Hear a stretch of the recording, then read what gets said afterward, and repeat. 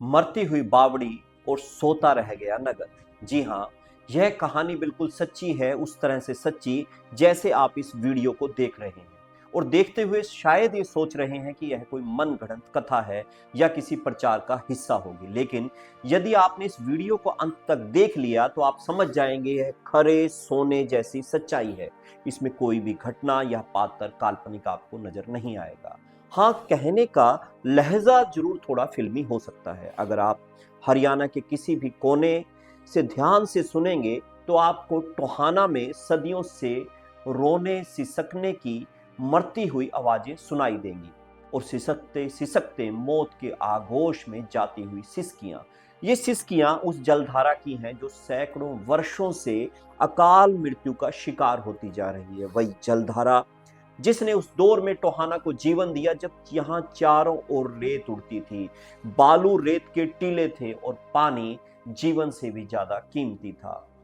इस जल से किसान के खेत लहराते थे, राहगीर यहाँ रुक कर अपनी प्यास बुझाते थे और इसके चमत्कारी माने जाने वाले पानी से दूर दूर से आए हुए रोगी राहत महसूस करते थे, उनके रोग भी दूर होते थे।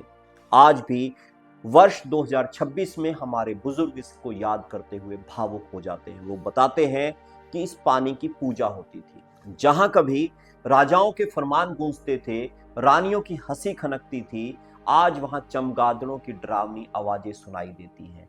जहां कभी अमृत धारा बहती थी, वहां आज कूड़े कबाड़ का अंबार लगा हुआ है। जो स्थान कभी टोहाना के व्यापारियों की केंद्र की शान माना जाता था, आज वो मुसीबत बना हुआ दिखाई देता है। बिल्कुल वैसे ही जैसे हमारे बुजुर्ग समय के साथ हमें बोझ लगने लगते हैं, जैसे दुधारू पशु बांझ हो जाने के बाद बेकार मान लिए जाते हैं, जैसे मेहनतकश बैल ट्रैक्टर आ जाने के बाद आवारा घोषित कर दिए जाते हैं और भाखड़ा नहर का पानी आने के बाद ऐसा ही कुछ इस जलधारा के साथ हुआ। भाखड़ा नहर का पानी आया, भूमिगत जल स्तर बढ़ा, बड़े बड़े जल स्रोत बने और यही जीवनदायिनी बावड़ी धीरे धीरे उपेक्षा का शिकार हो गई।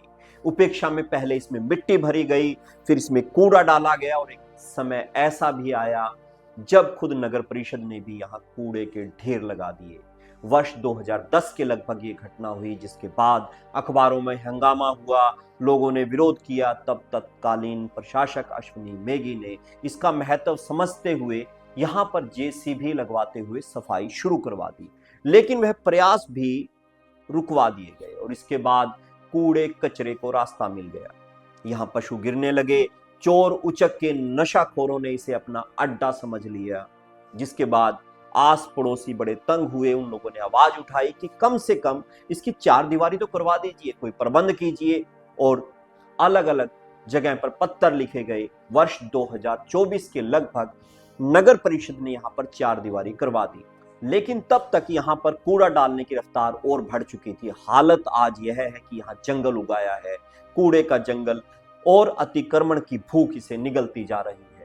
हम बात कर रहे हैं टोहाना की उस ऐतिहासिक बावड़ी की जिसे स्थानीय भाषा में बै भी कहा जाता है। विरासत और पर्यटन विभाग इसे टोहाना में लगभग 1451 के आसपास स्थापित मानता है, मगर टोहाना की कहानियां इसे नरेश अनंगपाल के समय से मानती रही हैं, जिनका शासनकाल 1051 से 1081 के आसपास मध्यम माना जाता रहता है। इसकी सही स्थापना तिथि अभी शोध का विषय कही जा सकती है, जिसे कार्बन डेटिंग, ऐतिहासिक संदर्भों और इसके भीतर दफन अवशेषों के आधार पर तय किया जाना बाकी है। मगर फिर भी अगर हम बात करें वर्ष 1400 से लेकर 2025-26 तक की, तो यह बावड़ी लगभग 600 वर्ष का इतिहास अपने भीतर समेटी है। और अगर राजा अनंगपाल के समय का जिक्र माना जाए तो यह लगभग 1000 वर्ष पुराना इतिहास अपने अंदर समेटे हुए है। यह एक सार्वजनिक धरोहर थी, यह सबके लिए थी, बिना किसी भेदभाव के इसका इस्तेमाल किया जाता था और सभी लोगों को ये भी भेदभाव के जीवन देती रही है। लेकिन उसी बसे बसाए शहर ने इसे कूड़ादान बना दिया। आज यह बावड़ी अपनी अंतिम सांसें गिन रही है। लंबे हो हल्ले के बाद आखिरकार हरियाणा सरकार ने इसकी सुध ली है। 2 दिसंबर 2025 को इसके संरक्षण को लेकर गजट अधिसूचना जारी की गई, जिसे में ये कहा गया कि 2 महीने के भीतर इसके बारे में सुझाव और आपत्तियां दी जाए।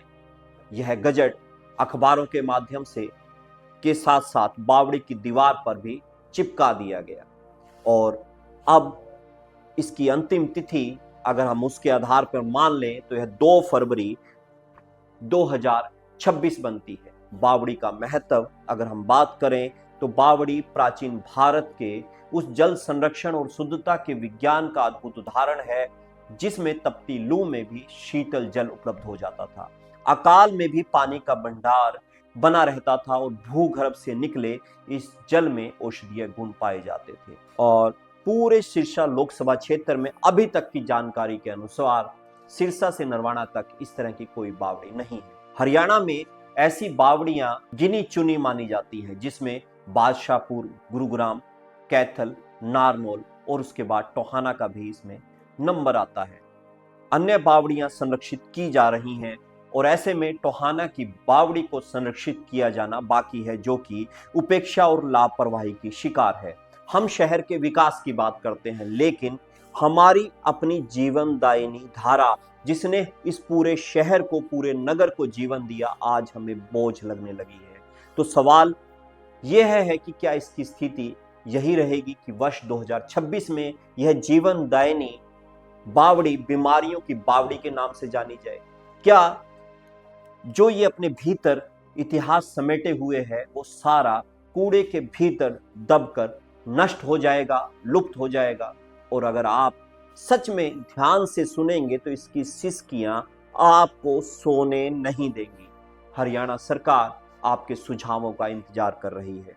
जैसा मैंने पहले बताया कि उनके द्वारा एक नोटिस निकाल दिया गया, गजट निकाल दिया गया है, 2 दिसंबर 2025 को निकाला गया है और इसकी अंतिम तिथि 2 फरवरी 2026 है। उससे पहले आप अपने सुझाव स्थानीय प्रशासन या सीधे विभाग को जरूर दीजिए।